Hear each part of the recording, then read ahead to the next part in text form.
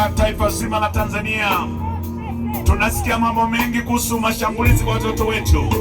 Tumewakabidhi Baba kwa maombi, na hata sasa tunawakabidhi kwako, Mwokozi. Wafunike na damu yako wakati mashambulizi kutoka kwa yule adui yanalengwa kwao. Wewe ukasimama kama Mungu na majeshi ya kimbingu.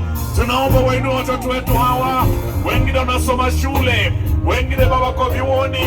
Tunakabidhi kwako, Mungu.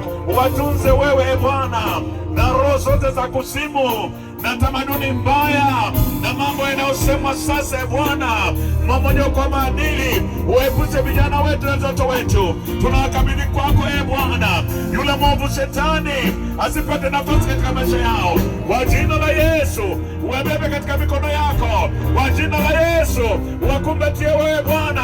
Kwa jina la Yesu uwafunike wewe Mwokozi. Tunawategemea hawa wanapoendelea kukua. Baba, ndio taifa la kanisa, katika kanisa na katika nchi yetu Tanzania. Baba, tazama, hata juzi tumeona mtoto mmoja mwenye maono ya kuwa rais wa nchi hii, lakini pia watoto hawa wana maono mbalimbali ya Bwana. Tunakusifu kwa jina la Yesu, yule mwovu shetani asiwapate wala siwashambulie, na akiwashambulia akashindwe. Sisi kama wazazi tunakabidhi mikononi mwako.